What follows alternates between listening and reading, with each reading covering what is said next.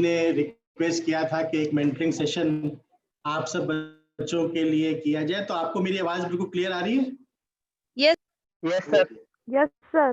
तो मैंने ये प्लान किया है कि ये करीब 1 घंटे का सेशन है, तो मैं क्या करूंगा कि मैं थोड़ा इसको इंटरेक्टिव सेशन बनाना चाहता हूँ। पहले मैं 15-20 मिनट थोड़ा सा अपना एक्सपीरियंसेस आपसे शेयर करूंगा और उसके बाद फिर मैं आपसे रिक्वेस्ट करूंगा कि आप मुझसे सवाल पूछें, एक एक करके जो भी पूछना चाहें, और फिर मैं उन सवालों का आपके जवाब दूंगा और आपको उन सवाल जो हम लोग आपस में जो बातचीत करेंगे उससे हम लोग अपने और आइडियाज़ को फ्रेम अप करेंगे, और जो सवाल होंगे उससे मुझे हो सकता है मैं कुछ और उसमें ऐड करके आपको बताऊं। तो इस तरह से हम लोग ये एक सेशन 1 घंटे का करेंगे। तो बेसिकली मैं, जैसे सर ने इंट्रोड्यूस किया है, मैंने 1990 में बीटेक किया आईआईटी कानपुर से और फिर 95 में एमटेक किया और करीब 25 साल से मैं आईआईटी कानपुर में ही वर्क कर रहा हूँ। इस समय मैं चीफ इंजीनियर हूँ आईआईटी कानपुर में। तो मैं आपसे बेसिकली अपने जो लाइफ के इतने सालों का जो वर्किंग एक्सपीरियंस है, जो मैंने ज़िंदगी में सीखा है, वो शेयर करना चाहता हूँ।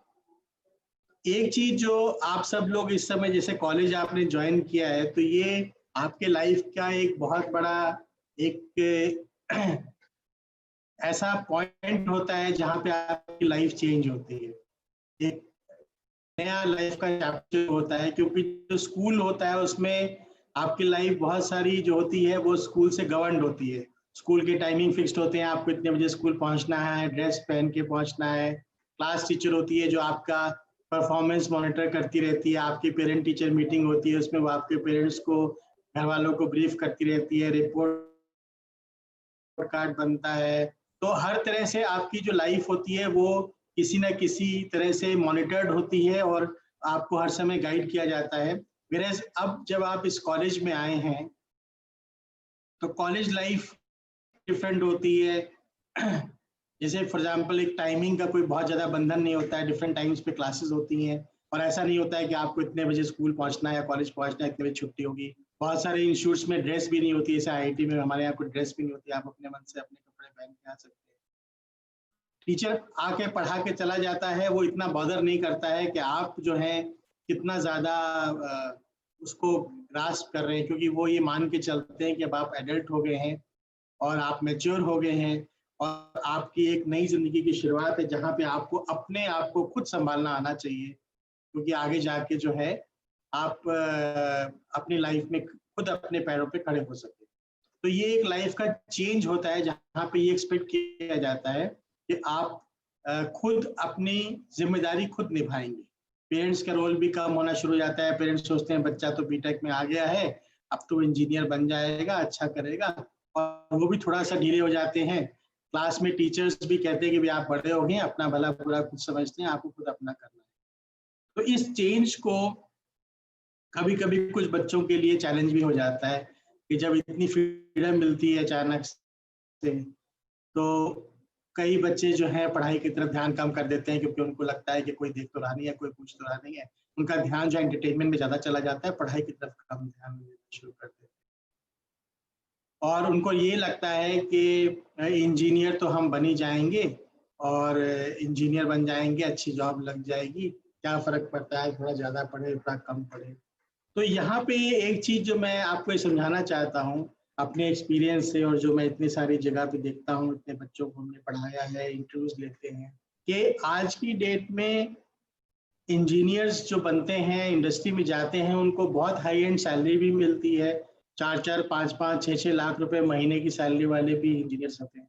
और एट द सेम टाइम बहुत सारे ऐसे इंजीनियर हैं जो जिन्होंने इंजीनियरिंग कर ली है और उनको 10,000 रुपये की जॉब भी नहीं मिल पा रही। ठीक है, तो दोनों इंजीनियर हैं, दोनों ने इंजीनियरिंग की है, एक को 5-6 लाख की सैलरी मिल रही है और एक बेचारा जो है वो जॉब, एक अच्छी जॉब के लिए ही परेशान है, धक्के खा रहा है। तो ऐसा नहीं है कि आपके पास एक खाली डिग्री अगर हो जाती है तो उसका मतलब ये है कि आपको अच्छी जॉब मिलती है। आपको जो जब जॉब मिलती है, जो आपको सैलरी मिलती है, वो आपको आपकी स्किल के लिए मिलती है, डिग्री के लिए नहीं मिलती है। ये बहुत बड़ी गलतफहमी होती है लोगों के अंदर कि मेरे पास डिग्री है इसलिए मुझे जॉब मिल जाएगा, मुझे अच्छा जॉब मिल जाएगा, मुझे अच्छी सैलरी। नहीं, डिग्री सिर्फ इसलिए काम आती है कि वो आपके लिए एक पासपोर्ट होता है कि एक इंटरव्यू पे पहुंचने का। आपको जो जॉब मिलती है, आपको जो सैलरी मिलती है, वो आपकी स्किल के हिसाब से मिलती है। आपके अंदर कितनी स्किल है उसके हिसाब से जॉब मिलती है। और एक जैसे कि एग्जांपल मैं आपको देता हूँ, ठीक है। एक मजदूर है, वो पूरा दिन 8 घंटे काम करता है, ठीक है, और पूरा दिन मेहनत करने के बाद उसको 400, 500, 600 रुपये दिहाड़ी मिलते हैं, ठीक है। और मेरे जैसा इंजीनियर जो अब एयर कंडीशन में बैठा हुआ है और बढ़िया सी गाड़ी में चल रहा है, उसको एक दिन के 8-10 हज़ार रुपये मिल जाते हैं, और मैं उस मजदूर से फिजिकली बहुत कम मेहनत करता हूँ, ठीक है। तो क्या फर्क है, वो मेरे से ज्यादा मेहनत कर रहा है, मैं उससे कम मेहनत कर रहा हूँ, और उसको मतलब मुझे उससे 40-50 टाइम्स ज्यादा सैलरी मिल रही है। उसका रीजन ये है कि उसकी स्किल और मेरी स्किल में फर्क है। पैसा ज्यादा मेहनत के लिए नहीं मिलता है, पैसा ज्यादा स्किल के लिए मिलता है। तो उसके पास मेहनत है लेकिन उसके पास स्किल नहीं है। मेरे पास स्किल है, इसलिए मैं बहुत कम काम करके भी बहुत ज्यादा पैसा कमा सकता हूँ। और ऐसे और लोगों के लिए भी होगा, ऐसे भी बहुत लोग हैं जो हमसे बहुत ज्यादा पैसा कमाते हैं, अगेन क्योंकि उनके पास कुछ हमसे ज्यादा स्किल। तो एक चीज आपको ये समझनी है कि ये 4 साल जो आपको बीटेक आपने करना है, तो इसमें खाली ये नहीं है कि आपने ये सोचना है कि मुझे किस तरह से पास हो जाना है, मुझे डिग्री मिल जाएगी तो मेरा सब कुछ बढ़िया हो जाएगा। नहीं, आपको ये 4 साल अच्छी तरह से मेहनत करके पढ़ाई करनी है, ताकि जो आपको पढ़ाया जा रहा है वो चीज आपको आए, ताकि जब आप आगे इंटरव्यू में एक ऐसे जॉब इंटरव्यूज के लिए बैठें या आगे फर्दर स्टडीज के लिए गेट एग्जाम वगैरह दें, तो उसमें आपके पास इतनी नॉलेज हो कि आप उसमें एक्सेल कर सकें, तभी आगे जाके आपको एक अच्छा कैरियर मिले। और ये समझना बहुत जरूरी है कि एक टिपिकल स्टूडेंट या एक टिपिकल पर्सन करीब 4 साल पढ़ाई करता है और करीब 40 साल नौकरी करता है, ठीक है। आप 4 साल पढ़ाई करेंगे और 40 साल नौकरी करेंगे। अगर ये 4 साल आप मेहनत से पढ़ाई कर लेंगे तो वो आपके आगे आने वाले 40 साल जो हैं वो आराम से गुजरेंगे, क्योंकि आपके पास स्किल होगी, आपके पास नॉलेज होगी, आपको अच्छी जॉब मिलेगी जहां आपको अच्छी सैलरी भी मिलेगी, और साथ साथ में आपको कम काम भी करना पड़ेगा। जरूरी नहीं है कि आपकी सैलरी ज्यादा है इसलिए आपको काम ज्यादा करना पड़ेगा। आप एक अच्छी पोस्ट पे होंगे जहां आपके पास लोग होंगे जो आपके लिए काम करेंगे। और यही 4 साल आप मौज मस्ती करते रहिए, क्लास अटेंड नहीं करेंगे, क्लास के टाइम पे बंक मारेंगे, पढ़ाई नहीं करेंगे, एग्जाम में बस किसी तरह से पास हो जाएंगे, तो 4 साल तो बहुत मजे के बीत जाएंगे आपके। लेकिन आगे 40 साल जो आपकी जिंदगी के हैं वो आपको मेहनत करनी पड़ेगी, क्योंकि सर्वाइव करने के लिए आपको कमाना तो पड़ेगा ही। तो 40 ईयर्स आप जो आपने 4 साल यहाँ मेहनत नहीं करी है, वो 10 टाइम्स आपको फिर 40 साल मेहनत करनी पड़ेगी to cover that mistake that you have in this 4 years of your BTech। तो ये चीज, इस चीज को अगर आप समझ लें, इस चीज को अगर आपको अंडरस्टैंडिंग आ जाए कि इस समय की मेहनत मेरी जो है वो आगे आने वाली मेरी पूरी जिंदगी में मुझे काम आने वाली है, तो ये अपने आप में एक मोटिवेशन बनता है। आपको अपने आप लगेगा कि नहीं, मुझे अच्छी तरह मेहनत करके पढ़ाई करनी है और अपने स्किल को बढ़ाना है। खाली मुझे पास नहीं होना है, मुझे उस चीज सीखना है अपने लाइफ में, कैरियर में जब मैं जाऊं तो उस चीज कर पाऊं और आगे अपने आप को बढ़ा पाऊं। अब क्वेश्चन ये आता है कि एक स्टूडेंट को टिपिकली कितना पढ़ना चाहिए ताकि ये डिसाइड हो पाए कि भाई ये अच्छी तरह से पढ़ाई कर रहा है। तो एक थंब रूल जो हम लोग जनरली स्टूडेंट्स को बताते हैं, वो थंब रूल ये है कि अगर आपको क्लास में 1 घंटा पढ़ाया गया है तो आपको घर में उस चीज को कम से कम 2 घंटे पढ़ना चाहिए। जितना भी आपके क्लास आवर्स हुए हैं उसका डबल टाइम आपको उन सब्जेक्ट पे घर पे देना चाहिए। ये एक एवरेज थंब रूल है।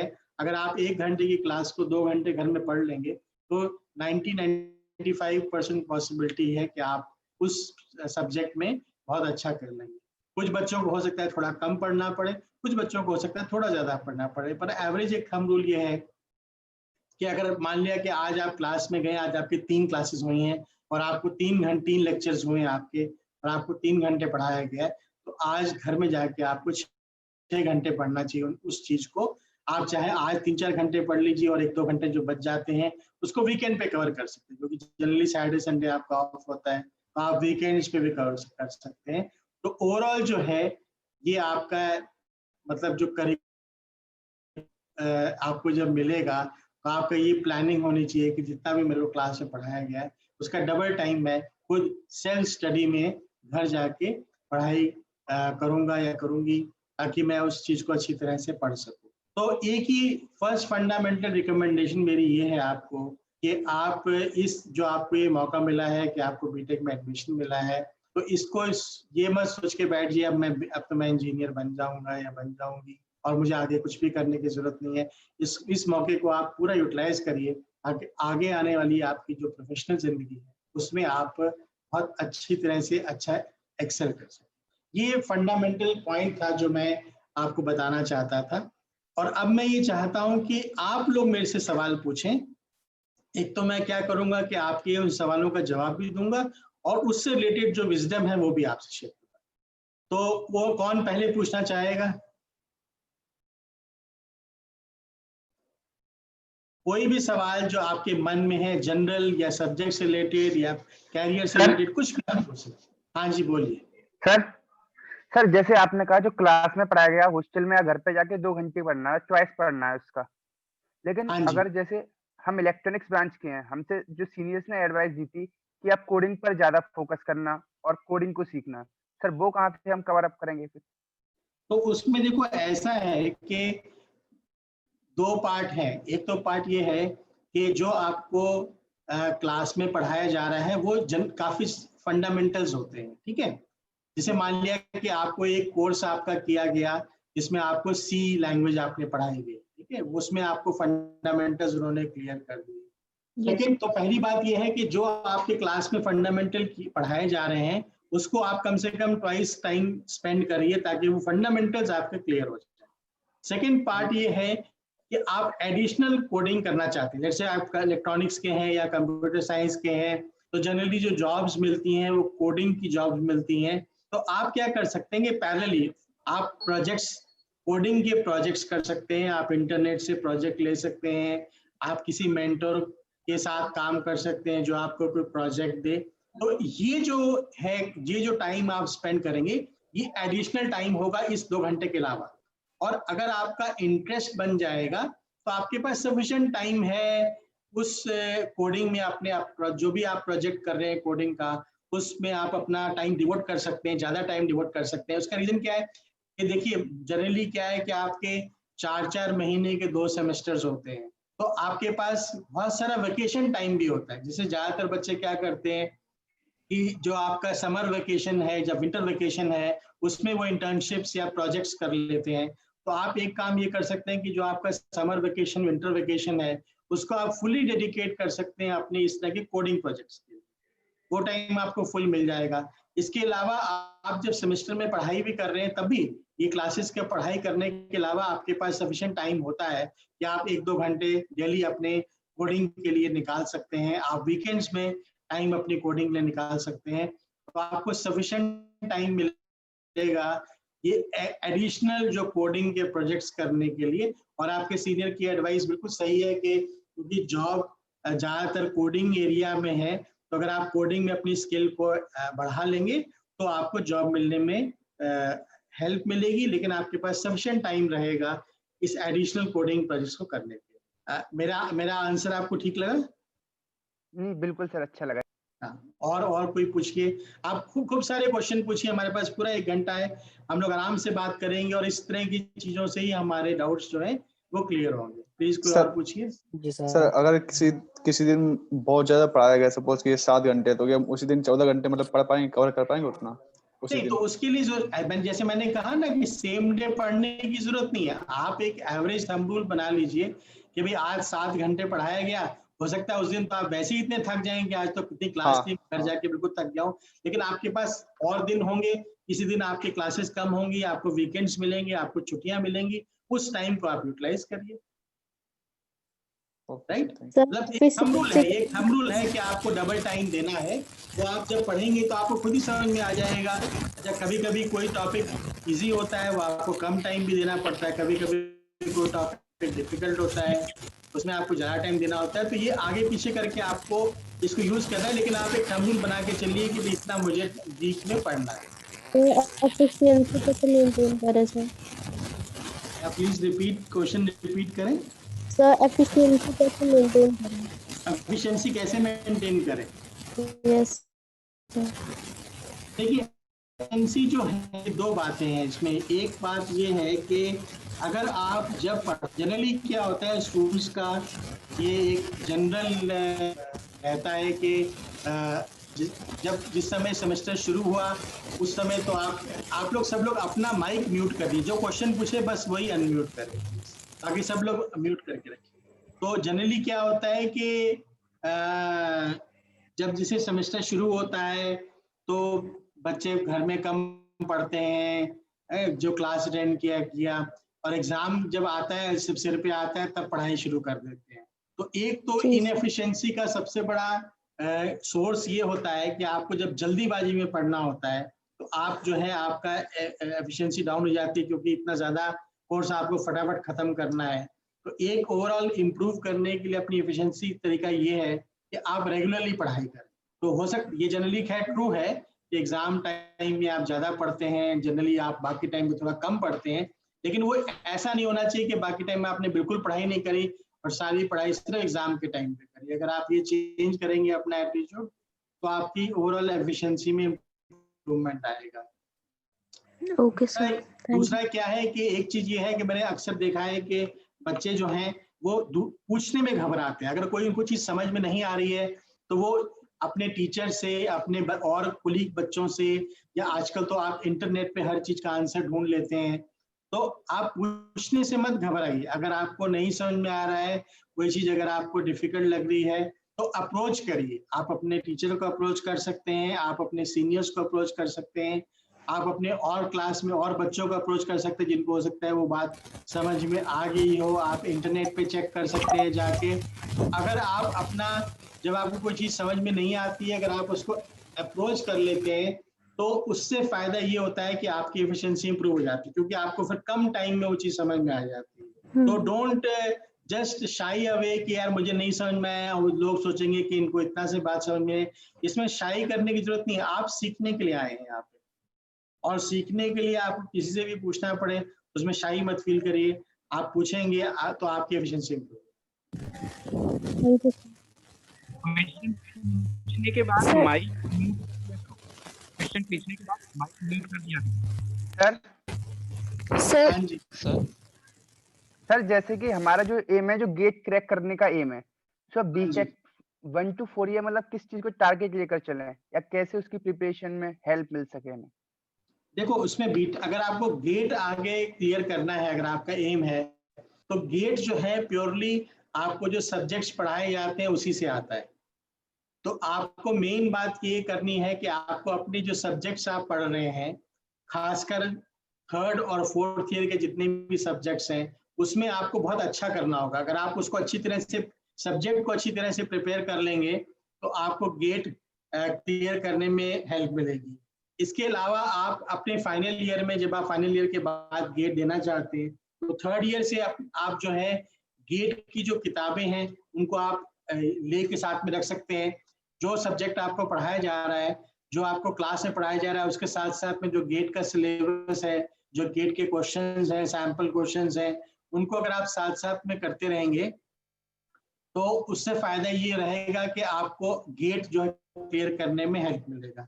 तो गेट प्योरली आपको जो करिकुलम पढ़ाया जाता है उसी से कवर होता है, इसलिए आपको अपने करिकुलम को जितना अच्छा आप करेंगे उतना आप अच्छा गेट एग्जाम क्लियर।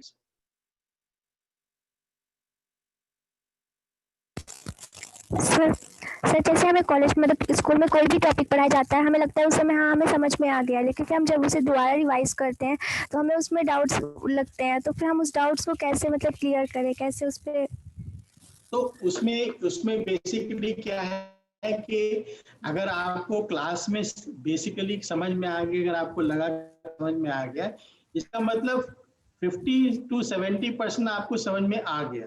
अब जब आप घर में जाके या हॉस्टल में जाके उसको और डिटेल में पढ़ते हैं और आपको डाउट्स आते हैं, तो इसका मतलब ये है कि आपने हाँ उसको और डिटेल में पढ़ा है, आपने उसको और डिटेल में समझने की कोशिश की है। उस समय आपके पास कई ऑप्शन हैं। अगर आपकी कोर्स में कोई रिकमेंडेड बुक है तो आप उसकी हेल्प ले सकते हैं। आजकल हर चीज के ऊपर इंटरनेट पे सफिशिएंट मटेरियल अवेलेबल है। उस टॉपिक पे ऊपर ऑनलाइन लेक्चर्स अवेलेबल होंगे, उस टॉपिक के ऊपर विकिपीडिया पे इंफॉर्मेशन अवेलेबल होगी। आप इंटरनेट पे हेल्प ले सकते हैं, उस डाउट को क्लियर कर सकते हैं।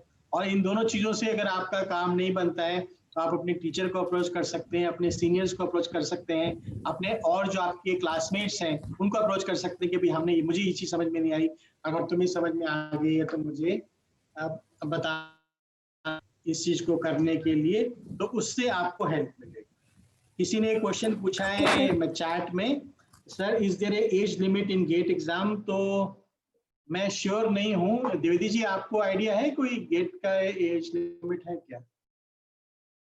गेट का एज लिमिट नहीं है, गेट का कोई भी एज लिमिट नहीं है, और जो है किसी भी एज पे दे सकते हैं। हाँ राइट, ठीक है, वही मुझे लग रहा था बट मैं श्योर नहीं था। हाँ, एज लिमिट नहीं है गेट का। ठीक है। तो और कोई क्वेश्चन पूछना चाहते हैं? हाँ बताएं कोई। सर जैसे मतलब हमने बीटेक अपना मतलब दूसरे ब्रांच से किया हो और हम गेट मतलब एमटेक दूसरे ब्रांच से कर सकते हैं, वैसा भी कुछ ऑप्शन होता है? वो डिपेंड करता है कि आप ब्रांच क्या चेंज करना चाहते हैं। जैसे अभी आपकी कौन सी ब्रांच है? इलेक्ट्रॉनिक। हाँ, इलेक्ट्रॉनिक्स से आप जो है इलेक्ट्रॉनिक्स में जा सकते हैं, और इलेक्ट्रॉनिक्स में कुछ पॉसिबिलिटी होती है आप कंप्यूटर साइंस की तरफ भी मूव कर सकते हैं। लेकिन अगर आप अचानक से सोचे मैं केमिकल में चले जाऊंगी तो वो नहीं हो पाएगा। इलेक्ट्रॉनिक्स और कंप्यूटर साइंस इलेक्ट्रॉनिक्स ये आप कर सकते हैं, इतना मूव आप कर सकते हैं। सर हम सोचते तो हैं सर सारे सब्जेक्ट पढ़ने के लिए, लेकिन सर जो फेवरेट रहता है सर उन्हीं को पढ़ पाते हैं सर, और बाकी सबके लिए टाइम नहीं बच पाता सर। नहीं देखिए, टाइम तो मिलता है, ये कहना गलत होगा कि टाइम नहीं मिलता है, लेकिन चॉइस की बात हो जाती है। ये नेचुरल है कि आपको जो चीज ज्यादा पसंद है उसको आप ज्यादा टाइम देना चाहते हैं क्योंकि आपको अच्छा लगता है। लेकिन मेरा सजेशन ये है कि अगर कोई ऐसा टॉपिक है या कोई सब्जेक्ट है जो आपको बहुत ज्यादा नहीं भी पसंद है, तो भी एक जो आपका बीटेक का जो परसेंटेज है, जो आपके मार्क्स हैं, उसकी भी काफी वैल्यू रहती है आगे जाके आपके कैरियर में। तो जैसे फॉर एग्जांपल घर में मम्मी ये कहती है ना कि आपको तो पनीर पसंद है, छोला पसंद है, राजमा पसंद है, लेकिन मम्मी जबरदस्ती में आपको लौकी और टिंडा और कद्दू भी खिलाती है, क्योंकि रीजन क्या है कि हेल्थ उनसे बनती है। तो एक तरफ आपका मन ये करता है कि मैं वो चीजें खाऊं जो बहुत स्वादिष्ट हैं, at the same time parents आपको फोर्स करते हैं कि जो हेल्दी चीजें हैं वो भी खानी है। तो आपको थोड़ा टाइम तो अपने आप को मोटिवेट करना पड़ेगा उन सब्जेक्ट को पढ़ने के लिए जो आपको बहुत पसंद नहीं भी आ रहे हैं, ताकि आपके मार्क्स जो हैं उसमें अच्छे रहें, बुरे ना रहें एटलीस्ट, ताकि ओवरऑल जो आपकी सीपीआई है, जो परसेंटेज है जो आपकी बन रही है, वो आपकी मेंटेन रहे। तो थोड़ा सा कभी कभी आपको मन मार के ये काम करना पड़ेगा, और लाइफ में इस तरह की अपॉर्चुनिटीज बहुत बारी आएंगी लाइफ में आगे भी जाके, कि जो आपको चीज पसंद नहीं है वो भी आपको करनी पड़ती है, क्योंकि वो आपके जॉब का प्रोफाइल है। ऐसी जॉब में भी आपको दिक्कत आएगी, कई चीजें ऐसी करनी आपको पड़ेंगी जो आपको बहुत पसंद नहीं है, जो आपकी फेवरेट नहीं है, लेकिन फिर भी आपको करनी पड़ेंगी। Yes sir. चैट में किसी ने पूछा है कि हाउ मेनी टाइम्स, एक सेकेंड, एक चैट में किसी का क्वेश्चन आया है कि how many times are you eligible for giving GATE exam? तो योगी जी आजकल शायद दो बारी हो गया है ना, मुझे ये भी श्योर नहीं है।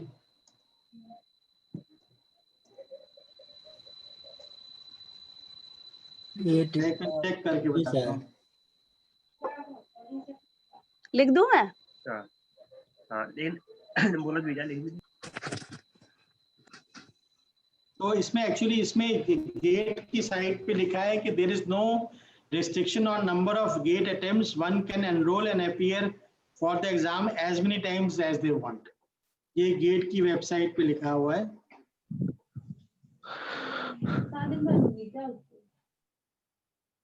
एक किसी का क्वेश्चन आया है कि how can we handle with our communication skills. तो उसका देखिए उसका एक आंसर मैं ये दूंगा, कम्युनिकेशन स्किल्स एक बहुत ही इम्पोर्टेंट, ये अच्छा क्वेश्चन है। कम्युनिकेशन स्किल्स बहुत इम्पोर्टेंट है आपके कैरियर के लिए। बहुत से ऐसे बच्चे होते हैं जिनको सब्जेक्ट की अच्छी अंडरस्टैंडिंग होती है, लेकिन वो कम्युनिकेट नहीं कर पाते, अपनी बात कह नहीं पाते हैं और दूसरे की बात कभी कभी प्रॉपर्ली समझ नहीं पाते हैं, और वो इनके कैरियर के लिए एक बहुत बड़ा चैलेंज बन जाता है। तो कम्युनिकेशन स्किल इंप्रूव करने का सबसे अच्छा तरीका ये होता है कि आप क्लास में प्रेजेंटेशंस दी।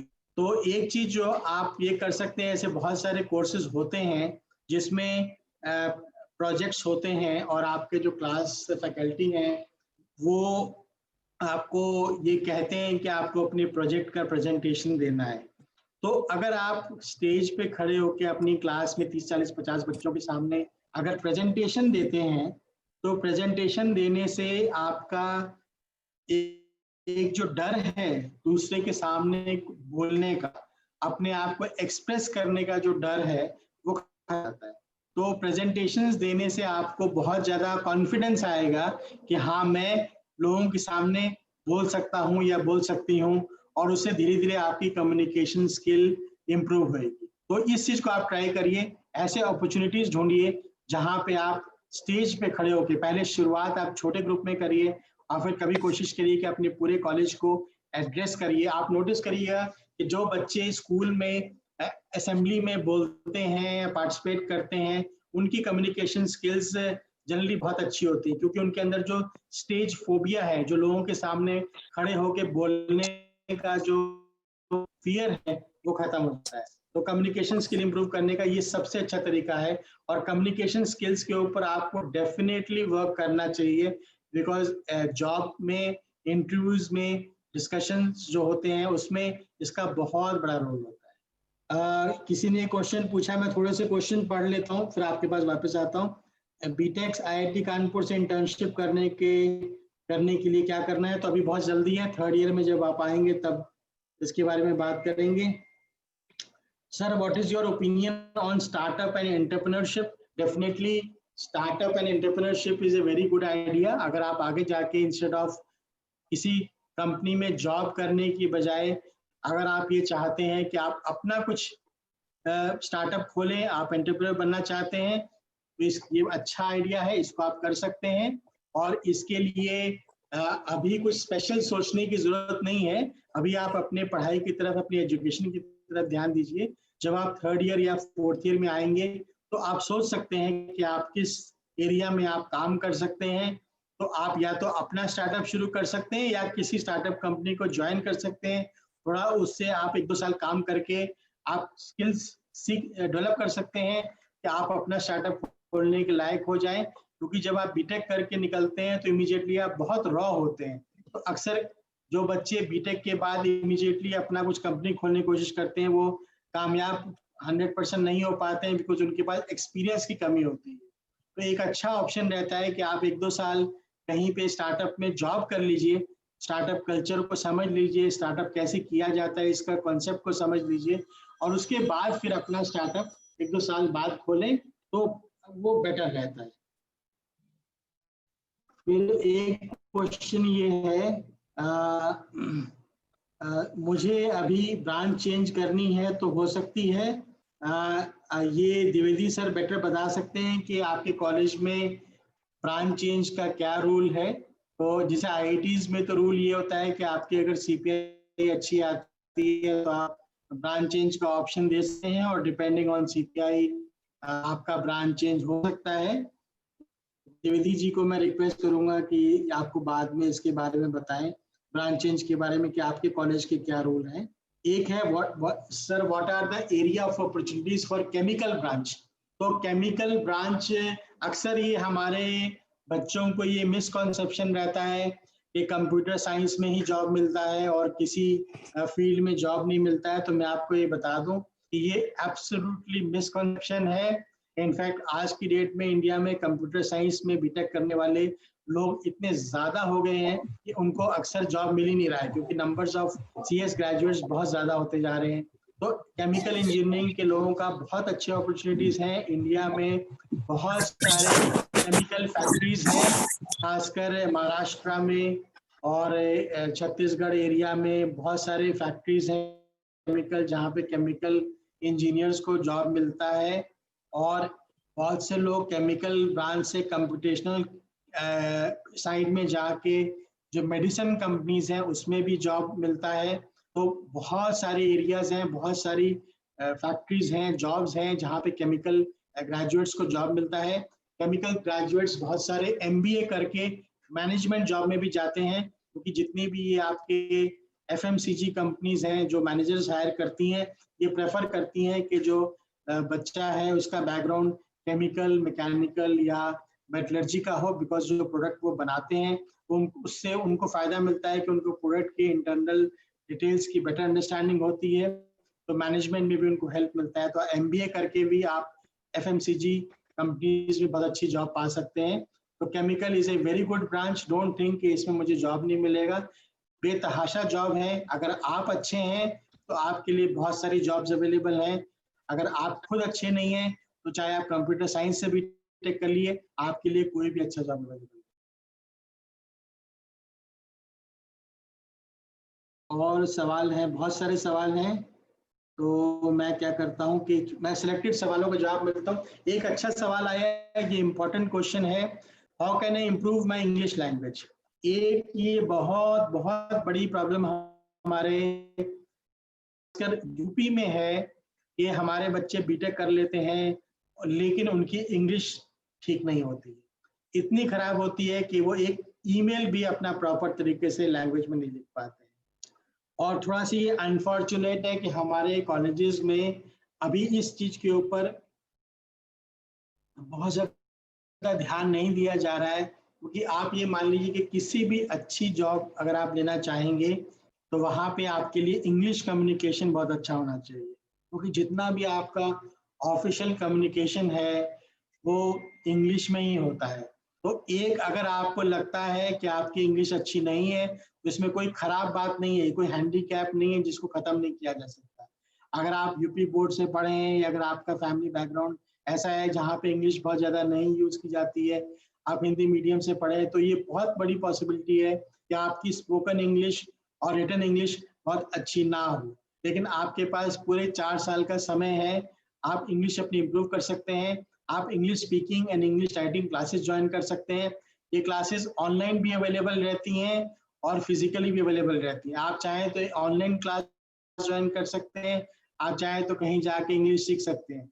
लेकिन एक मेरी आपसे गुजारिश है कि अगर आपको ये लगता है कि आपकी इंग्लिश परफेक्ट नहीं है तो प्लीज प्लीज इसके ऊपर ध्यान दीजिए, क्योंकि आपके जॉब आगे जो आपको जॉब मिलेगा, जो आपका कैरियर बनेगा, उसमें इंग्लिश का बहुत बहुत इंपॉर्टेंट रोल रहता है। किसी भी अच्छी जॉब में आप नहीं जा पाएंगे अगर आप अच्छी तरह से इंग्लिश बोल नहीं पाते हैं, अगर आप अच्छी तरह से इंग्लिश लिख नहीं पाते, तो इस चीज को बहुत ध्यान दीजिएगा।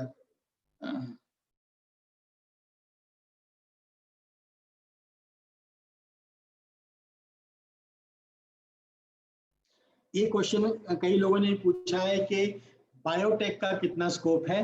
तो अगेन मैं आपको ये बताना चाहता हूँ कि बायोटेक्नोलॉजी जो है वो इस समय बहुत ही ग्रोइंग ब्रांच है। आगे आने वाले समय में बायोटेक्नोलॉजी और बायो इंजीनियरिंग को बहुत ही प्रोमिनेंट ब्रांचेस में से टैग किया गया कि ये आगे आने वाले समय में बहुत ही ज़्यादा प्रोमिनेंट ब्रांच बनेगी। इनफैक्ट मैं आपको बता दूं कि एक मेरे से जूनियर एक IIT कानपुर के ही बीटेक स्टूडेंट हैं जिनका ऑल इंडिया रैंक 1 आया था। ऑल इंडिया रैंक 1 उन्होंने कंप्यूटर साइंस में किया था, लेकिन PhD करने उन्होंने हमारे bio sciences and bio engineering department में ज्वाइन किया। So he has changed from computer science to biotechnology because he thinks that this is a very important and upcoming branch. तो बायोटेक्नोलॉजी का बहुत स्कोप है, बहुत सारी इंडस्ट्री है, जितनी भी आपकी मेडिसिन की इंडस्ट्री है, जितनी भी आपकी केमिकल्स की इंडस्ट्री है, इन सब में बायोटेक्नोलॉजी का यूज हो रहा है। और आगे आने वाले आपकी जितना भी ये आपके जेनेटिक मॉडिफिकेशन से रिलेटेड आपका एग्रीकल्चर में काम हो रहा है वो सारा बायोटेक्नोलॉजी से रिलेटेड है। तो बहुत सारा रिसर्च में भी स्कोप है, बहुत सारा इंडस्ट्री में भी स्कोप है। तो अगर आप टीचिंग एंड रिसर्च में जाना चाहते हैं तो भी बायोटेक्नोलॉजी में बहुत स्कोप है, या अगर आप इंडस्ट्री में जाना चाहते हैं तो भी बायोटेक्नोलॉजी का बहुत स्कोप है। It's a very good branch. Again, if you are good you can do very well.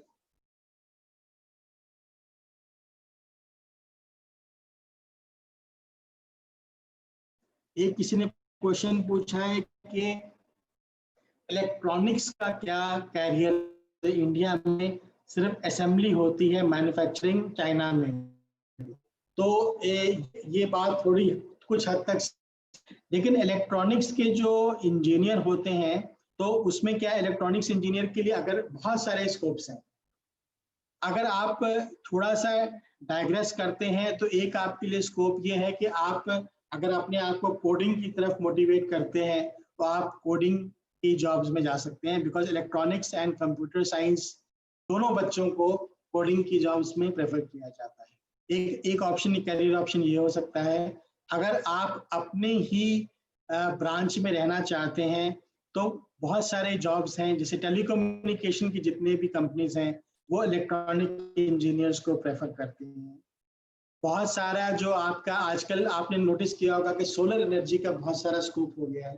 तो सोलर एनर्जी में पैनल को छोड़ के बाकी जितना भी सिस्टम्स हैं वो सारे इलेक्ट्रॉनिक सिस्टम्स हैं। जो आपका सोलर एनर्जी का इन्वर्टर होता है, जो कम्युनिकेशन लिंक्स होते हैं, वो सारा का सारा इलेक्ट्रॉनिक्स है। तो जितना भी आपका सोलर एनर्जी सिस्टम्स हैं वहाँ पे इलेक्ट्रॉनिक्स इंजीनियर की बहुत डिमांड है।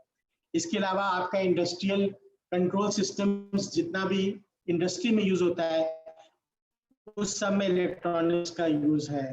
तो अगर आप अपनी बिल्कुल प्योर कोर ब्रांच में रहना चाहते हैं तो भी बहुत सारे अपॉर्चुनिटीज हैं। बहुत बड़ी बड़ी कंपनीज, लार्सन एंड टूब्रो जैसी कंपनीज भी आपको हायर करती हैं। और अगर आप थोड़ा सा अपनी ब्रांच से हट के जाना चाहते हैं तो आप अपने आप को कोडिंग के डायरेक्शन में मूव कर सकते हैं और आप सॉफ्टवेयर डेवलपमेंट में मूव कर सकते हैं, बिकॉज इलेक्ट्रॉनिक्स के लोग जो हैं सॉफ्टवेयर डेवलपमेंट में मूव कर जाते हैं।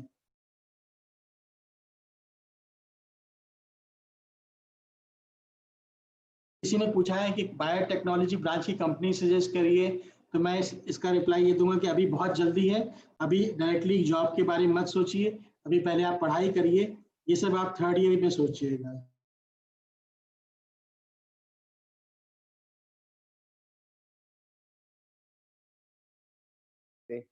और आपने भी कहा जो क्लास में पढ़ाया उसी को रिवाइज करो, लेकिन अभी जो बोला गया है कि आप कॉलेज में आ गए हो, आप नेट से पढ़ो, अलग से जो टीचर आपको थोड़ा पढ़ाएगा उसके डेप्थ में जाइए, अलग से नेट से पढ़ो, अलग वेबसाइट से। इन सब का क्या सर? हाँ बिल्कुल सही बात है। असल में क्या है कि स्कूल में और कॉलेज में यही फर्क है। स्कूल में क्या होता है कि जो क्लास में पढ़ाया जाता है, जो बुक में वो पूरा का पूरा क्लास में पढ़ाया जाता है और आप उसको पढ़ लेते हैं तो आप एग्जाम में बहुत अच्छा कर लेते हैं। जब आप कॉलेज में आते हैं तो कॉलेज में आपको टीचर एक मेंटर की तरह होता है। वो बिल्कुल एक स्कूल टीचर की तरह नहीं पढ़ाता है।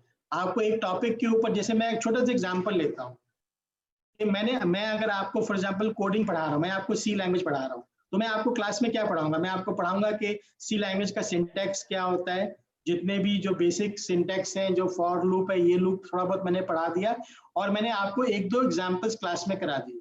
अब आप सोचिए कि आपको एक कोडर बनना है, आपको सी लैंग्वेज में बहुत सारा कोडिंग करना है, तो आपने सिर्फ अगर सिंटैक्स क्लास में जो पढ़ाया गया घर में आके पढ़ लिया, उससे आप कोडर नहीं बन जाएंगे। आप कोडर कैसे बनेंगे? आपको उसके ऊपर बहुत सारे एग्जाम्पल्स इंटरनेट से लेके आपको ट्राई करने पड़ेंगे, आपको कोडिंग के एग्जाम्पल्स अपने आप एग्जीक्यूट करने पड़ेंगे और धीरे धीरे आपकी कोडिंग स्किल बढ़ेगी। और जब आपको एग्जाम लिया जाएगा तो आपसे कोई सिंटैक्स नहीं पूछेगा एग्जाम में, आपको ये बोलेगा कि एक मुझे ये प्रॉब्लम है, इसका आप कोड लिख के दिखाइए, या वो एक कोड लिखा होगा, आपसे पूछा जाएगा ये कोड लिखा है, क्या आपको इसमें कोई गलती नजर आ रही है? तो आप ये समझ लीजिए कि जो आपको क्लास में पढ़ाया गया है उससे बहुत ज्यादा आपसे एक्सपेक्ट किया जा रहा है कि आप खुद जाके पढ़ेंगे घर पे अपनी उस चीज स्किल को इम्प्रूव करने के लिए, और तभी आप एग्जाम में अच्छा कर पाएंगे। और इसीलिए आपको सजेस्ट किया जा रहा है कि जितना क्लास में पढ़ाया गया उसका कम से कम ट्वाइस टाइम आप घर पे दीजिए, ताकि वो एक्स्ट्रा चीजें आप पढ़ सकें। यही फर्क है स्कूल और कॉलेज में। इस फर्क को आपको समझना पड़ेगा। आप जितना जल्दी समझ जाएंगे उतना आप अच्छा करेंगे। Right, thank you. इसमें ये क्वेश्चन किसी ने लिखा है कि क्या आईआईटी में फॉरेन लैंग्वेज कोर्स होते हैं? तो हाँ, आईआईटी में फॉरेन लैंग्वेज कोर्स होते हैं। अगर आप ज्वाइन करना चाहते हैं तो आप ज्वाइन कर सकते हैं। आप गूगल पे सर्च कर लीजिए, उसका फॉर्म वगैरह भर लीजिए और आप ज्वाइन कर सकते हैं। मेरे ख्याल से यहाँ पे जापानीज और फ्रेंच और शायद जर्मन पढ़ाई जाती है।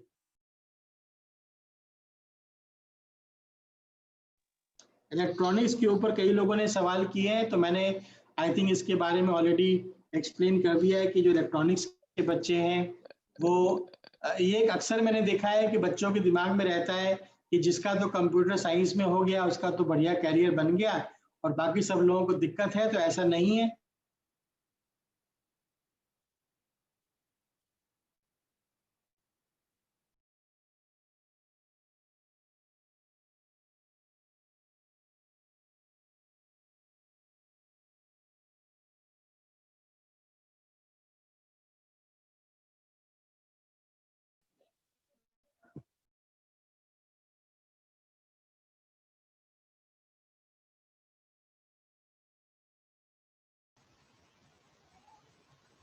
मुझे लगता है सर का जो है कनेक्शन थोड़ा हट गया है, थोड़ा वेट कर लीजिए, सर फिर से कनेक्टेड हो जाएंगे।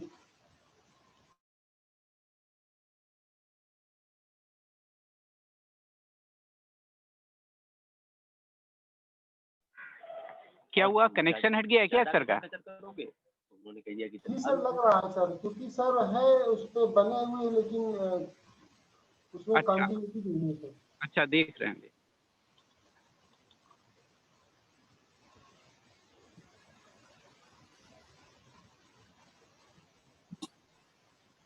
कनेक्शन हट गया सर। हाँ कनेक्शन अभी सर आउट हो गए, मतलब से हट गया, अभी फिर से कनेक्ट हो जाएंगे। हट गया। चेक कर रहे हैं। हेलो क्या है? हाँ, हेलो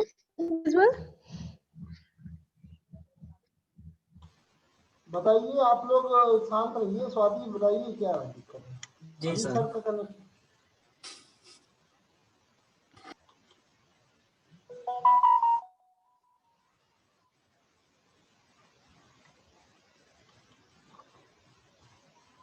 फिर भी सर ने आप लोगों के बहुत से प्रश्नों के उत्तर को बहुत ही बेबाकी से उत्तर दिया।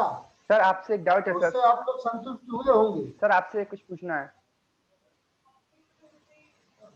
सर ने बहुत ही बढ़िया ढंग से आंसर दिया है और जिन लोगों को कंफ्यूजन होता है कि इलेक्ट्रॉनिक्स मिल गई है इस तरह से, तो बहुत ही बढ़िया आंसर दिया है सर। मेरे ख्याल से कनेक्टेड हाँ हो मैं गया कनेक्ट हो गया हूँ, हाँ बताइए जी। Okay sir, okay. Excuse me sir. हाँ बताएं।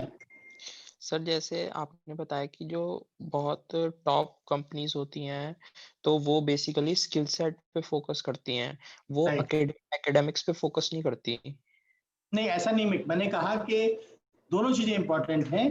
आपकी एकेडमिक परफॉर्मेंस आप जो है वो आपका एक फिल्टर की तरह काम करता है। जैसे फॉर एग्जांपल अगर आप किसी बच्चे से पूछते हैं तुम्हारे कितने % मार्क्स आए 12th में, वो कहता है कि मेरे 70% आए, तो हो सकता है बहुत से कॉलेज उसको एडमिशन ही ना दे।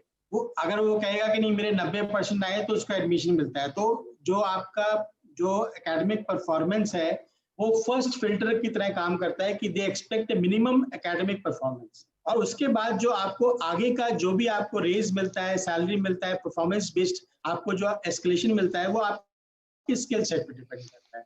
तो दोनों चीजें इंपॉर्टेंट। तो अगर सर हम स्किल सेट पे मतलब काफी अच्छा हमारा पकड़ हो, मतलब बहुत अच्छा हाथ हो, तो सर फिर हम कंपनीज में रिक्रूट भी हो सकते हैं और अच्छा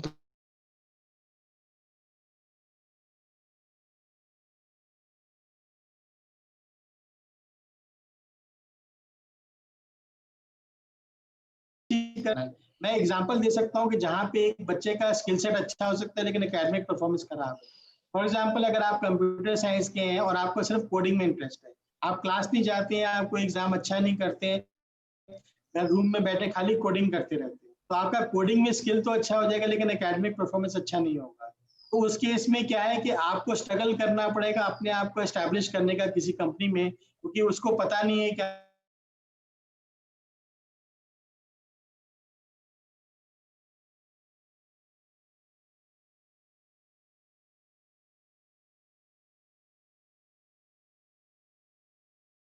ये जो कंप्यूटर साइंस वाली बेसिकली जैसे कंपनीज हैं, तो सर इनमें जैसे हमारी जो डिग्री होती है तो उसमें बेसिकली हमारा इन फील्ड काम नहीं रहता, हमारा बेसिकली कंप्यूटर बेस्ड काम रहता है। तो सर अगर मान लीजिए हमारी वो भी थोड़ी बहुत ही स्किल सेट हमारी पकड़ है उन पे, तो हम उनमें भी फिर अप्लाई कर सकते हैं उन कंपनीज बिल्कुल में। बिल्कुल बिल्कुल कर सकते हैं। आपके जो भी आपने जिस जिस जिस डायरेक्शन में आपने अपनी स्किल को इम्प्रूव किया है वो सब कंपनीज में आप फिर अप्लाई कर पाएंगे डेफिनेटली। Okay sir. सर और सीएस के लिए आप कौन सी बुक प्रेफर करेंगे? देखिए इसमें क्या है ना कि सीएस की कोई एक बुक नहीं हो सकती, क्योंकि जितने सब्जेक्ट्स हैं हर सब्जेक्ट में अलग अलग बुक रिकमेंड की जाएगी। तो जितने भी आप सीएस के सी लैंग्वेज के लिए? ई लैंग्वेज के लिए अब आजकल मुझे पता नहीं है आपके कॉलेज में कौन सी बुक रिकमेंड करते हैं, लेकिन हम लोग तो कनिंघम एंड रिची को ही प्रेफर करते थे अपने टाइम पे।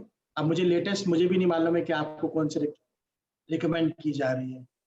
सर लेटेस्ट सी एक बुक है सर, वो बताया गया लेटेस्ट सी बहुत सीनियर्स। अच्छी। लेटेस्ट सी आप कर सकते हैं, latest C is a good book, yes वो मैंने यूज किया हुआ है, वो भी अच्छी किताब। Excuse me sir. हाँ जी बताइए। सर जैसे मैं डिप्लोमा आईटी ब्रांच से कर लिया और बीटेक इलेक्ट्रॉनिक से कर लिया, तो इसके लिए कौन से सब्जेक्ट डिफिकल्ट लगेंगे, उसके लिए कुछ सुझाव देंगे जिससे कि उसमें ज्यादा टाइम दें हम। आपने डिप्लोमा किससे किया? आईटी से सर। आईटी से किया। और बीटेक किस में कर रहे हैं आप? इलेक्ट्रॉनिक से सर। अच्छा अच्छा, तो आपका एक सवाल क्या है? तो मतलब कि इसमें इलेक्ट्रॉनिक्स में अभी थोड़ी तो बोरिंग होगी, तो ऐसे कौन से सब्जेक्ट हैं जो डिफिकल्ट हैं तो उनको ज्यादा ध्यान में रखें, ज्यादा पढ़ें कि जिससे बैक न लगे। अच्छा, इसका सवाल थोड़ा मेरे लिए देना मुश्किल होगा, क्योंकि देखिए अब आपको क्या डिफिकल्ट लगता है ये आपको जब पढ़ेंगे तब समझ में आएगा कि कौन सा सब्जेक्ट आपको डिफिकल्ट लग रहा है। तो ये मेरे लिए जवाब दे पाना मुश्किल होगा, क्योंकि her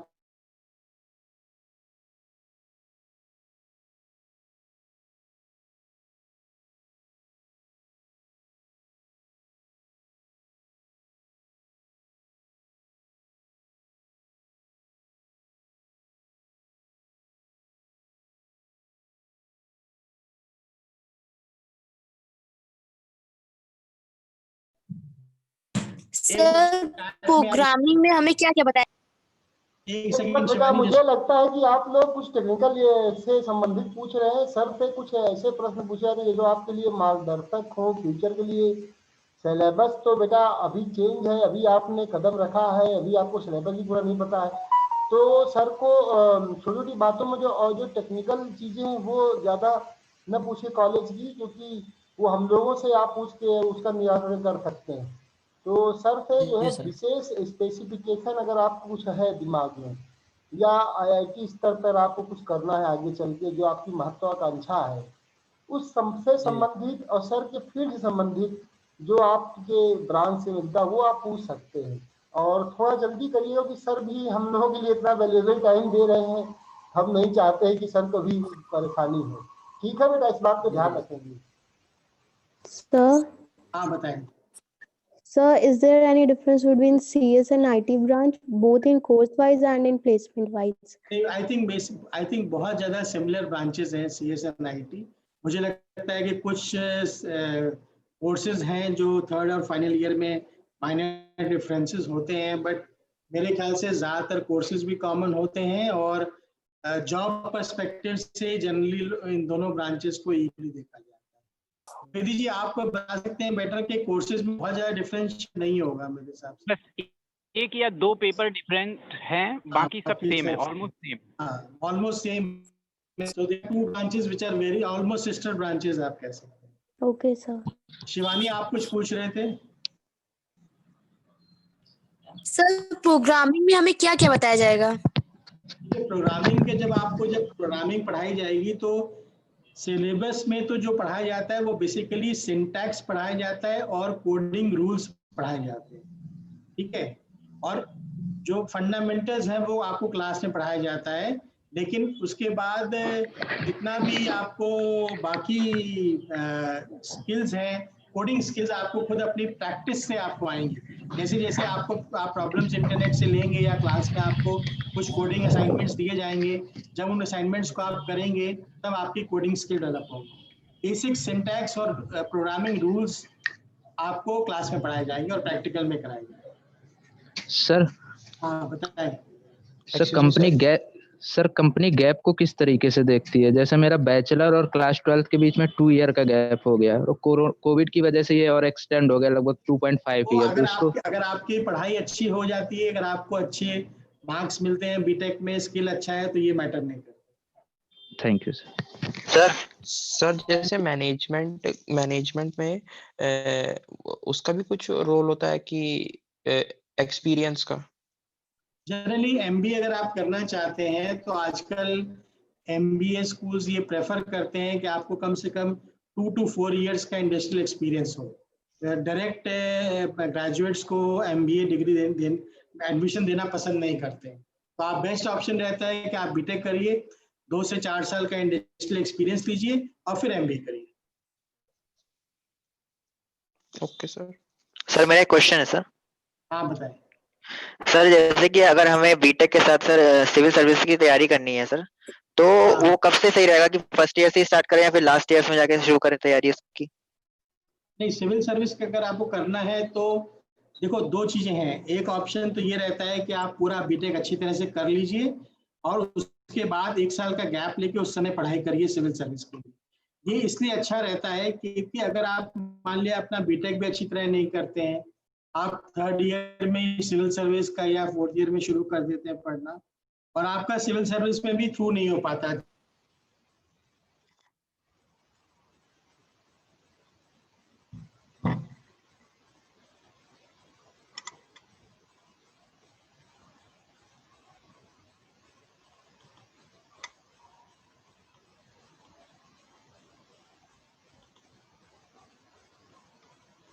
and then you give your civil service. अगर आप सक्सेसफुल हो जाते हैं बहुत बढ़िया, नहीं होते हैं तो you can always come back to your native branch. Thank you sir. मुझे लगता है हाँ पूछिए लास्ट सौरभ कुमार पूछ लीजिए। सर आपने बोला सर स्किल सीखने के लिए सर कोई बेटर वे कैसे स्किल सर बढ़िया सीख सकते हैं? स्किल का मेरा मतलब ये है कि जो आपको सब्जेक्ट पढ़ाया जा रहा है, जिस ब्रांच में आप हैं उस ब्रांच में आप अपस्किल सीखिए। मतलब जैसे फॉर एग्जांपल आप सीएस या आईटी में हैं तो आपके लिए सबसे मेन स्किल है कि आपको कोडिंग अच्छी आनी चाहिए।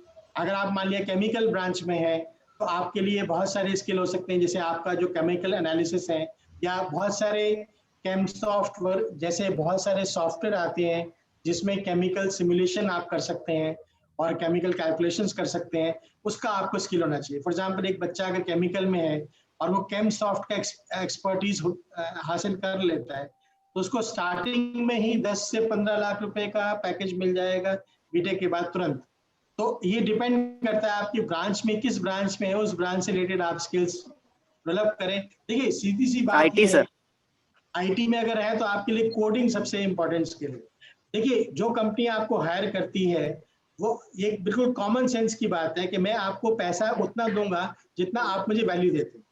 अगर मैं जैसे आपको एक सॉफ्टवेयर कंपनी आपको आईटी से आप बीटेक करते हैं, सॉफ्टवेयर कंपनी आपको हायर करती है सॉफ्टवेयर लिखने के लिए, तो आपकी सैलरी इस बात पे डिसाइड होगी कि आप कितना कोड एक दिन में लिख सकते हैं। जितना अच्छा आपको कोडिंग आता होगा उतना अच्छा प्रोग्रामिंग आप कर पाएंगे कंपनी में और वही आपकी वैल्यू बनेगी, वही आपकी सैलरी बनेगी।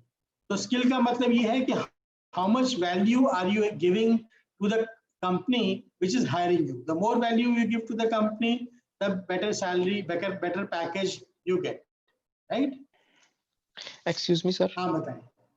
सर मान लीजिए जैसे मैंने अपनी बीटेक कंप्लीट करने के बाद किसी और चीज में थोड़ा सा फोकस किया और लेकिन उस चीज को ट्राई करने के बाद उसमें मुझे सक्सेस नहीं मिली, तो मैं वापस अगर बीटेक से अपनी बीटेक जो मैंने की है उस फील्ड में अगर मैं दोबारा किसी और कंपनी में अपने को रिक्रूट करना चाहूँ तो सर वो फिर इफेक्ट करेगा वो गैप? कोई दिक्कत नहीं होती है। थोड़ा सा आपको इनिशियली स्ट्रगल करना सकता है।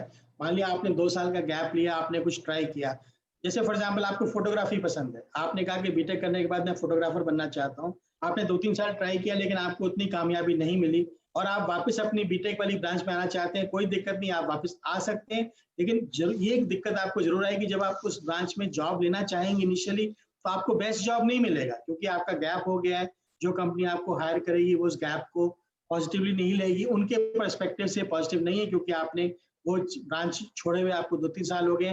तो डेफिनेटली आपको एंटर करने में थोड़ा दिक्कत आएगा, लेकिन अगर आप जुझारू हैं, मेहनती हैं, लगन से काम करेंगे तो 6 महीने साल भर के अंदर आप अपने ट्रैक पे वापस आ जाएंगे। ओके सर, बहुत बहुत धन्यवाद सर। मुझे लगता है सर कि छात्रों के बहुत से प्रश्नों के उत्तर मिल गए हैं, और अभी छात्रों को भी अपने ऊपर धैर्य रखते हुए जो है अपने अपने फील्ड में एजुकेशन को ग्रहण करते हुए और सर के बताए हुए निर्देशों को पालन करते हुए फिर अपनी योग्यता अनुसार अपनी स्किल को देखते हुए कौन सा लाइन है उसको फॉलो करेंगे तो ज़्यादा अच्छा रहेगा। जो जैसा कि सर ने बताया है कि जिस ब्रांच में है उसी हिसाब से आप अपने स्किल को डिसाइड कर सकते हैं।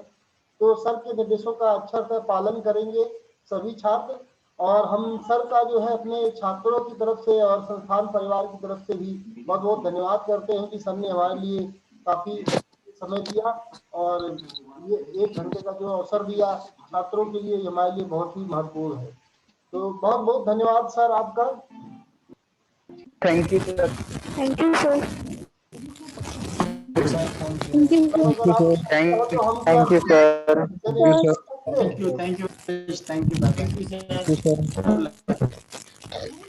Thank you sir. तो छात्रों को एक और संदेश देना है कि आप लोग बेटा जो है कल जो है एक काउंसलिंग की भी एक क्लास मैंने अरेंज किया है। तो आपको जो कुछ समस्याएं आ रही हैं, मुझे लगता है कि काउंसलिंग की बहुत ज़रूरत है, ठीक है ना? कल एक क्लास जो है काउंसलिंग की भी होगी। तो हम सर को बहुत बहुत धन्यवाद देते हैं और साथ ही आज्ञा मानते हैं कि सर हम ये सेशन रेडी कर सकते हैं, या आपकी तरफ से अगर कुछ रह गया तो आप कह सकते हैं सर, या हम लोग ये सेशन रेडी कर दें सर।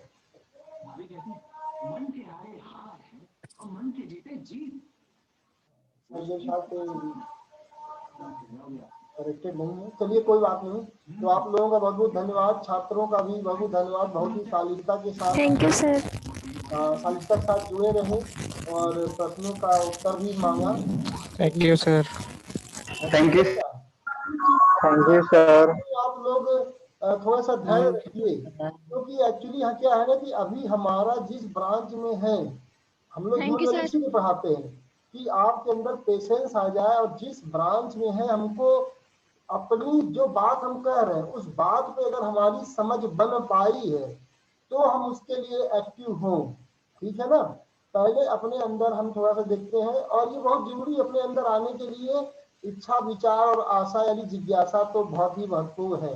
तो थोड़ा बहुत ये मिलता है, तो ये बहुत ही अच्छी बात है। ये बताते हैं कि आप लोग बहुत इंटरेस्टेड हैं, और ऐसे ही लोग लगता है कि मेहनती हैं। जो कुछ क्वेश्चन नहीं पूछते हैं उनसे ये रहता है कि इनका कोई मतलब नहीं है, बीटेक कर रहे हैं बस अभी, या शांत है, या हो सकता है कि कुछ समय बाद वो फिर से जागृत होंगे, उन्हें लगेगा कोई टेंशन है, मुझे इस फील्ड में करना चाहिए।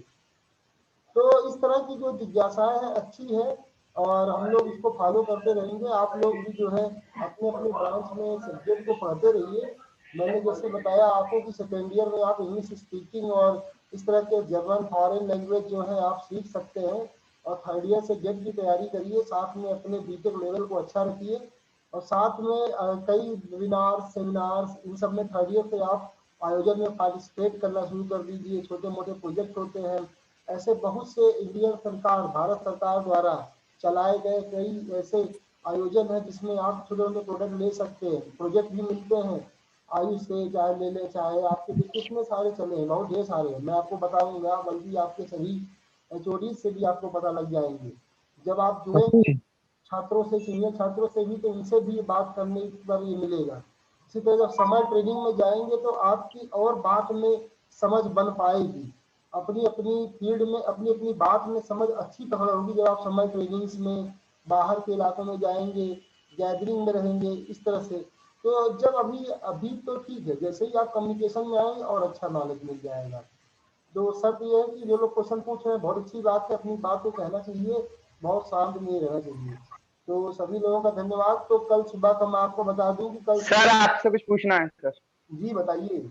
सर डेट एक्सटेंशन की इन्फॉर्मेशन नहीं आई है सर। किसकी? सर 10 तारीख तक हमें स्कूल रिपोर्ट करना था ना सर, अभी तक स्कॉलरशिप अकाउंट की नंबर नहीं डेट आया। स्टार्टिंग की। हाँ स्कॉलरशिप की डेट बता फिर एक्सटेंड होगी। आज हमने भी पूछा था तो कह रहे थे कि 12 तक आएगी शायद। संदीप सर ये बता रहे थे अकाउंट वगैरह की। और आपके पास मैसेज आ जाएगा, ग्रुप में आ जाएगा। सर कब से वेट कर रहे हैं अकाउंट नंबर का, अभी तक नहीं आया है।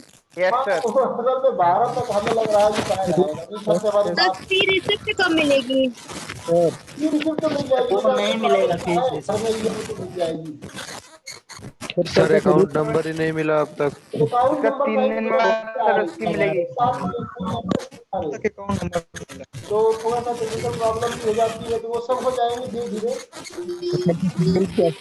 बेटा ऐसा नहीं है, हर साल ये समस्याएं आती हैं और हर साल हो जाता है। तो थोड़ा सा हमें मतलब ऐसा नहीं बिल्कुल शांत रह जाना है, बहुत संतोष नहीं करना है, थोड़ा बहुत पूछते रहना है कम्युनिकेशन में भी, ग्रुप में भी, फैकल्टी से भी। अगर डायरेक्ट जब आप बहुत ज़्यादा परेशान हो तो आप डायरेक्ट जो है ऑफिसर से भी पूछ सकते हैं कि जो अकाउंट विषय में जो जिसका मतलब मेन ऑफिसर है, जैसे राकेश सर देख रहे हैं छात्र कल्याण में यानी छात्रवृत्ति संबंधित, संदीप जी देख रहे हैं अकाउंट से संबंधित। ऐसे आप मतलब तभी उनको फोन करिए जब आपको लगे कि हमें कम्युनिकेशन और ग्रुप से भी सूचना नहीं मिल पा रही है। ठीक है, ऐसे आपको बता दूं कि सारी सूचनाएं हम लोगों को भी नहीं पता होती है। कारण ये है कि सर अब कोई सेशन तो नहीं है? जी बताइए दीपिका। सर अब कोई सेशन तो नहीं है? क्या शेड्यूल है सर? अभी आज हम सेशन एंड कर दे रहे हैं। इसके बाद कल जो है आपका योगा होगा, इसके बाद संस्कृत, फिर इसके बाद आपका जो है काउंसलिंग का 1 घंटे का क्लास होगा। काउंसलिंग आपकी कराना बहुत जरूरी है।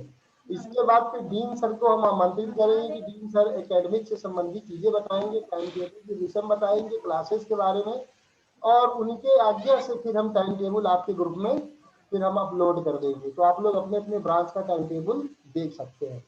तो काउंसलिंग क्लास कब से सर? और इसके बाद फिर दोपहर में बेटा आपका जो है लिटरेरी सेशन रहेगा। बच्चों का क्वेश्चन आंसर आप उनसे आप क्वेश्चन आंसर कर सकते हैं। फिर 3 बजे से एक्सपर्ट लेक्चर है सर।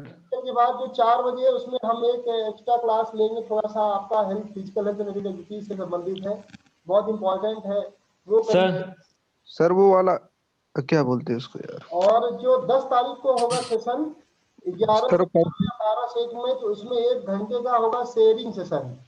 क्योंकि आपको इंडक्शन के बारे में क्या पता लगा, कैसा लगा ये अनुभव, कुछ जानकारी मिली, कुछ आपको पहले से एडवांस महसूस हो रहा है कि नहीं, इस तरह का आपको जो है अपने अनुभव शेयर करने हैं और उसकी कमियां और अच्छाइयां बतानी है।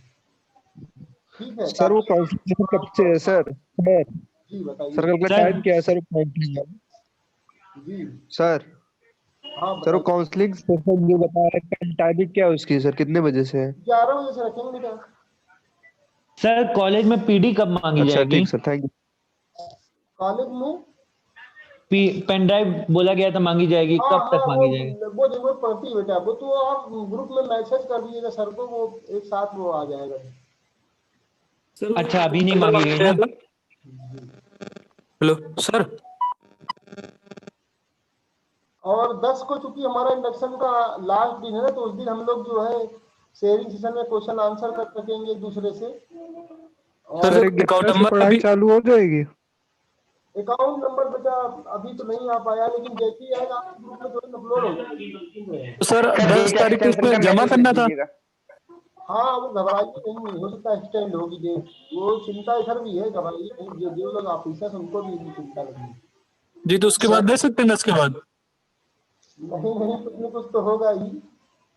जी सर कल तो और देखिए आगे हमने का सर को कहा था कि आप सामने आके एक बार 10 मिनट 15 मिनट का इंटरेक्शन कर लीजिए बच्चों से। तो सर हाँ जी सर आप कल और आगे का शेड्यूल शेयर कर सकते हैं व्हाट्सएप पे?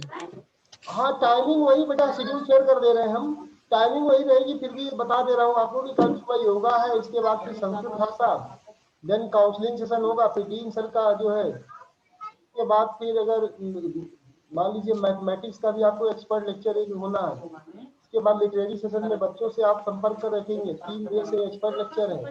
उसके 4:15 बजे हम लोग जो है एक फिजिकल हेल्थ एंड एक्टिविटी संबंधित चीजें देखेंगे। ठीक है ओके। सर पेन ड्राइव किस चीज के लिए? पेन ड्राइव बेटा असल में आपके डॉक्यूमेंट्स हैं पीडीएफ फॉर्म में, पीडीएफ में और सारे उसमें दोनों डॉक्यूमेंट में आप स्कैन रख करा कर के लीजिएगा। PDF आप बन अपने पास भी रहना चाहिए और जरूरत पड़ती है बेटा स्कॉलरशिप में ओरिजिनल अपलोड करने पड़ते हैं। Okay sir. ऑनलाइन अपलोड करने हैं। हाँ बेटा ऑनलाइन अपलोड होते हैं सब, तो अपने पास रख लीजिएगा सब। एक होनी चाहिए ना बेटा अपने पास, वो मांगी जाती है। अच्छा, एक पेन ड्राइव में सर सारे रख लेंगे। हाँ सारे डॉक्यूमेंट रख लीजिए। ओके सर, 11 से क्लासेस चालू हो जाएंगे। अब कल डीन सर से भी टाइमिंग ले रहे हैं। डीन सर का जैसे होगा मैं मैसेज कर दूंगा रात तक आपके ग्रुप में कि अगर डीन सर का आदेश देंगे हम चालू कर देंगे। वैसे 11 से ही चालू होनी है, डीन सर का आदेश पहले से ही है। ओके। और अभी जब तक मैं सोच रहा हूँ कि आपके सामने बोल देंगे सर तो चालू रहेगा। डीन ऐसे साहब के अभी ठीक है, लास्ट मैम से भी बात कराएंगे। Okay sir. तो ठीक है बेटा, फिर मीटिंग का एंड करते हैं। सभी लोग बहुत बहुत धन्यवाद। कल सुबह मिलते हैं ठीक 7:15 बजे। 7:30 से ही होगा सेशन होगा। Thank you sir. Okay, thank you sir. Thank you sir.